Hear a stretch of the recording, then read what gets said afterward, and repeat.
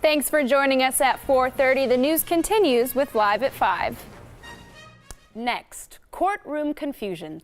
The Janesville man who led police on a 10-day manhunt and admitted to stealing more than a dozen guns back in court today. Coming up, his bizarre decision when he took the stand. Live at 5 starts now. Right now, from Milwaukee, this is today's TMJ4, Live at 5. Now at 5, courtroom commotion. See, that's all hearsay. Just because he said he's got this expertise, it's opinion. It's opinion. How can you make opinion Mr. Jakubowski, hearsay is out-of-court statement made by someone. Okay, I'm not going to listen to how you manipulate words. A suspect accused of leading authorities on a 10-day manhunt surprised everyone in court today. After arguing with the judge for several minutes about evidence, Joseph Jakubowski said he was ready to testify. And then he made an about face. Maggie Glynn with us joins us more with the state trial that got underway today. We just witnessed a bizarre end to a full day in court. Joseph Jakubowski made it known he wanted to testify in his own defense. However, when he got up on the stand, refused to be sworn in. His attorney whispered to him, but whatever was said did not change his mind. I'll give him the truth, but I'm not raising my hand. What does that mean? All right, then he will not testify. You'd like not to testify? Yes. Type stool. Jakubowski is accused of stealing 18 firearms from a gun store here in Rock County. He led authorities on a manhunt that spanned 10 days and was eventually caught about 130 miles northwest of here. Investigators say he copped to burglarizing the gun store in interviews. We also heard a witness for the prosecution today testify that Jakubowski left DNA evidence inside the store. We expect the jury and attorneys to return to the courtroom at 9 a.m. tomorrow for closing arguments. Maggie Glenn, today's TMJ4. New at 5, the deadly flu, and doctors in Wisconsin warn that the worst is yet to come. The news comes as a 64-year-old Waukesha man recently died from the flu. Many of us are wondering if we've waited too long to get the flu shot. Maggie Glynn joins us more with flu concerns. Hospital visits for the flu continue to increase week after week, leading doctors here to say we still haven't reached peak of this year's season. Emergency rooms across the country are flooded with flu cases. Here in Wisconsin, recent numbers say we are averaging close to 100 hospitalizations for the flu each day. But we, again, are way above 3,000 hospitalizations. The previous week, we had about 600 hospitalizations. That's a lot. The Wisconsin Department of Health Services says the northern part of the state is seeing higher levels of the flu right now, but that doesn't mean the southern part won't catch up soon. We aren't that much better at getting our flu shots, so I think that it's just we have not seen the peak of our influenza activity here in the southern region or the southeast region. So potentially the worst is yet to come. Health experts continue to say it's not too late to get a flu shot, especially for those in high-risk categories: children under 5, adults over 65, and those with chronic health conditions. Pregnant women are also highly encouraged to get a shot. Pregnant women are highly susceptible to having serious influenza. So to protect themselves, they should have the vaccine for sure. But we also know that if the mother is vaccinated against influenza, it also helps the baby once they're born. Wisconsin has not had any pediatric deaths so far this flu season, while there have been 37 deaths in the country. According to the state, if current trends continue, this would be the first flu season ever where no children die from the flu in Wisconsin. Chloe? Thanks, Maggie. Now, it seems obvious, but it's a good reminder that the most important thing you can do to avoid getting sick is to wash your hands a lot when you are sick. Stay home when you are sick, and avoid close contact with people who are sick. 8 Milwaukee Common Council members are questioning the legality of Paul Nannis' employment status. Mayor Tom Barrett appointed Nannis as Milwaukee's temporary health commissioner. The aforementioned council members say Nannis has already reported for work, even though the full council has yet to confirm his appointment. An update now on that fire at the Kohler Company last week. Fire investigators are meeting with company leaders tonight. So far, there is no word on the cause of the blaze. The foundry is still shut down. Filing season for the 2017 tax year officially began today. The IRS bumped the deadline to Tuesday, April 17th because the 15th is a Sunday and the 16th is a federal holiday. Taxes and the economy will be the big issue in the impending governor's race. State Representative Dana Wachs is running to challenge Governor Scott Walker. Scott supports an additional half-cent sales tax to help cities like Milwaukee and bringing back the annual gas tax indexing to pay for road construction. I'm not a fan of tollways, but we're going to have to be creative and we have to look at this. We have a multi-billion-dollar resource that's crumbling under our tires. That has to be turned around. The Eau Claire Democrat also supports raising the state's minimum wage to $15 and bringing back collective bargaining for teachers and state workers. Dana Wachs is one of 18 Democrats running for governor. They will vie for the spot against Governor Walker, who is seeking re-election. The primary election will be Tuesday, August 14th. That will be followed by the general election on Tuesday, November 6th. Some are questioning whether Super Bowl 52 will be the most expensive Super Bowl ever, though it seems like each new year is the most expensive ever. Here's an idea of how much cash you'd have to cough up if you want to see the Patriots and Eagles in person. StubHub says the average ticket price is $5,500. Just to get in, you'll pay $3,000 for a seat in the upper end. The least expensive ticket sold has been $2,300 for a seat in the upper corner. U.S. Bank Stadium seats $66,655. Of the tens of thousands of people headed to Minneapolis, more than 200 of them will be from a global marketing company based in New Berlin. Tom Duran stopped by their headquarters today and found out what they will be doing at the Super Bowl. Now, 70 of those people will come from right here in Milwaukee area, from a company that is no stranger to larger sporting events. In fact, this is their 31st Super Bowl. GMR is one of the world's largest sports and entertainment marketing agencies. At its New Berlin headquarters, GMR workers prepare for the short trip across the border to Super Bowl 52. We start planning for Super Bowl activities a year in advance at least. It's the height of fan passion in the United States. The NFL is the most popular sport in the United States, and this is the ultimate end to the season. So what do the hundreds of employees from GMR do? Great opportunity for us to do that at the Super Bowl is really to find ways that brands can connect with consumers that they have or consumers that they don't have yet through a shared passion. That shared passion, football, and all the events leading up to the big game on Sunday. This is our Super Bowl playbook, and so really what this details is we're going to have 9 clients and 17 different activations up in Minneapolis, and this is a kind of step-by-step, minute-by-minute instruction. Inside that playbook somewhere, plans for this, or an activation in GMR speak. Let's take a closer look at the Farm Bowl course and how it works. The firm's client, Minnesota-based Land O'Lakes, is putting on the Farm Bowl competition, where NFL players like former Packer Greg Jennings will be teamed up with Midwest farmers to compete in 4 different challenges. In addition to Super Bowls, GMR also has a presence at World Cups and the 2018 Winter Olympic Games in Pyeongchang. The Philadelphia Eagles are the defending Super Bowl champions. The New England Patriots Sunday in Minneapolis. The only place to watch is here on today's TMJ4. Kickoff is at 5:30 p.m. He had endured months of withering criticism from President Trump, but now he's gone. What we know about the abrupt departure of Deputy FBI Director Andrew McCabe is straight ahead. And big changes announced today for Major League Baseball team.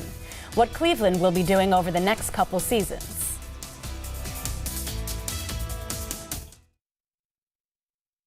You're watching today's TMJ4 with Carol Meekins, George Mallet, Storm Team 4 meteorologist Brian Goddard, and Lance Allen, Sports. Andrew McCabe has stepped down as FBI Deputy Director. He had planned on retiring this spring, but he announced his resignation a month early. He has been a frequent target of criticism from President Trump, but today the White House press secretary said the president was not part of this decision-making process. McCabe's accumulated leave time will allow him to stay on the payroll until March, when he's eligible to retire with full benefits. President Trump will deliver the State of the Union address tomorrow. He will deliver the speech at 8 p.m. Central Time. Representative Joe Kennedy will give the Democratic response to the State of the Union. Coverage begins at 8 on today's TMJ4. Uber is encouraging its drivers to fight sex trafficking with a national campaign that launched today. When drivers log on to the app, they'll get information about how to spot victims of trafficking and best practices for reporting to police. The Chief Wahoo logo is being removed from the Cleveland Indians uniform next year. The polarizing mascot will come off the team's jerseys, sleeves, and caps starting in the 2019 season. The smiling, red-faced caricature had been used in various expressions by the team since 1947. We're counting down the days to the 2018 Winter Olympics. Up next, our profiles of Olympic athletes with Wisconsin ties begins. We start with a speed skater who worked on the ice before strapping on skates.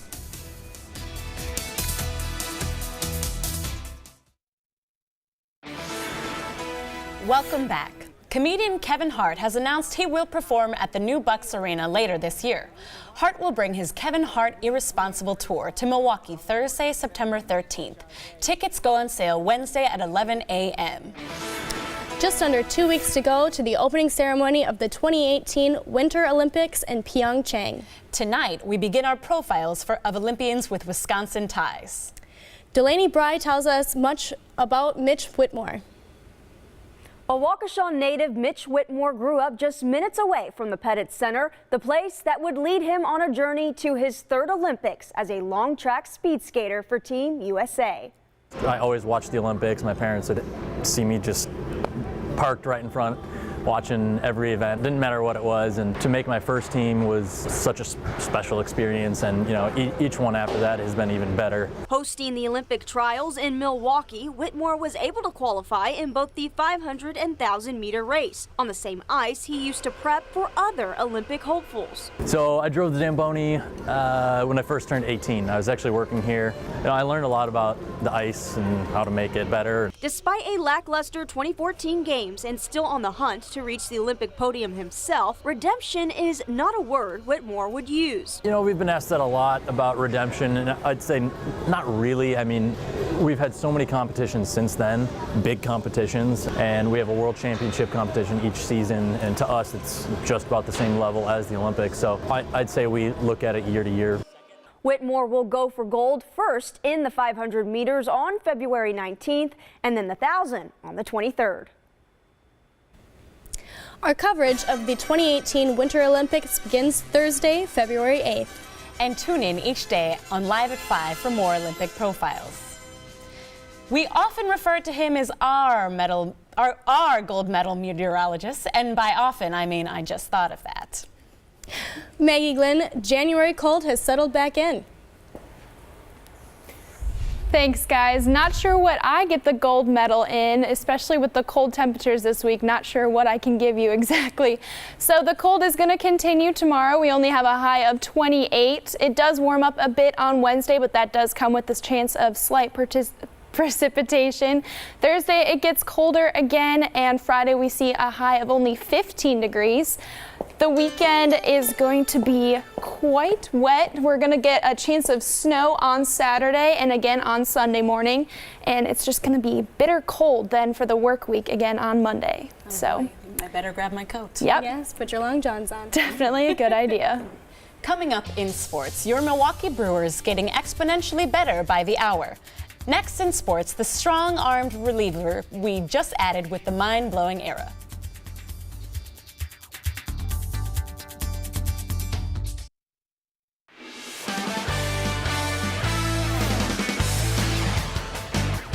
We find out today that the Milwaukee Brewers are still dealing to make themselves a better baseball team for the new season.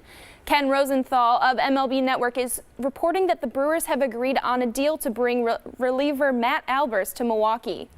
The free agent reliever has pitched in the majors for 7 different teams over the past 12 seasons during his career.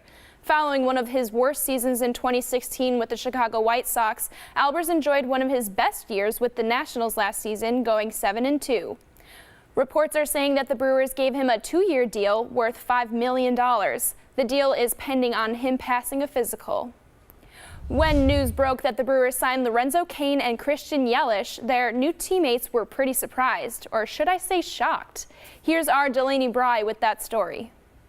Yeah, getting out of the car, getting ready for a workout, and saw the news, and so scrolled through and dropped it as soon as I stepped out. Despite breaking the screen on his phone, Zach Davies was able to text fellow teammate Travis Shaw the good news that the Brewers had landed Miami Marlins star Christian Yelich. Davies texted me about the Yelich deal. He was like, "Did you see the Yelich deal just went through?" Because I pay pretty close attention to it, but I hadn't looked that day, and I was talking to somebody, and then the Cain deal broke, and it was just like I had to double take. I was like, hold on, we just got both of those? Fans got their first chance to meet both Yelich and Cain at yesterday's On Deck Fan Fest, and we got our first chance to ask Yelich if he'll be okay with sunny in 25. Yeah, no, it'll be fine.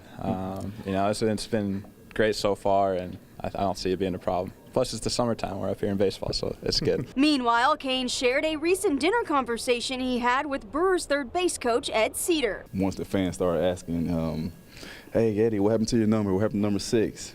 And he said he's going to wear 80 now. That's his new number. For the reason being? Because 80 is my new number because Lorenzo Cain got $80 million. So. Delaney Bry, today's TMJ4. Thanks, Delaney. And the Milwaukee Bucks, who are on a 3-game winning streak, hosting the 76ers tonight at the BMO Harris Bradley Center. That's sports. We're back right after the break.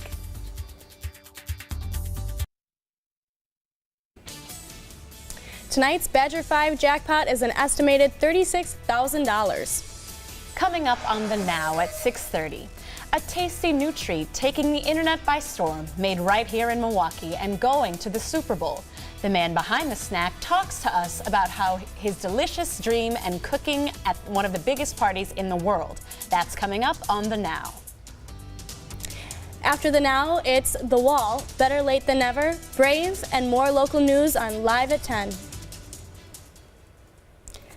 All right, guys, so you know what? Yelich is going to have a bit of an adjustment to this 25-degree weather we're having coming from the Marlins. Not sure how he's going to do that. Yeah, a bit different from Florida. Thanks for joining us at Live at 5. The NBC Nightly News is next.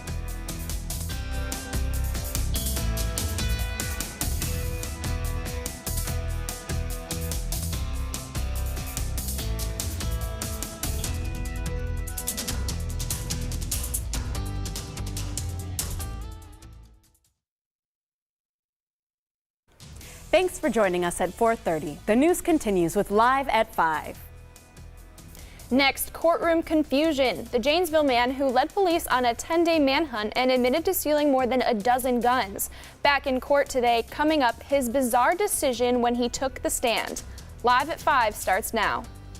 Right now, from Milwaukee, this is today's TMJ4, Live at 5. Now at 5, courtroom commotion.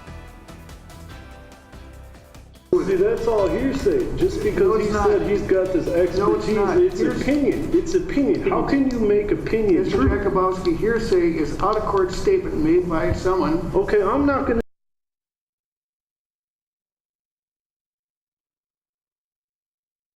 Thanks for joining us at 4:30. The news continues with Live at 5. Next, courtroom confusion. The Janesville man who led police on a 10-day manhunt and admitted to stealing more than a dozen guns. Back in court today, coming up, his bizarre decision when he took the stand. Live at 5 starts now. Right now, from Milwaukee, this is today's TMJ4, Live at 5. Now at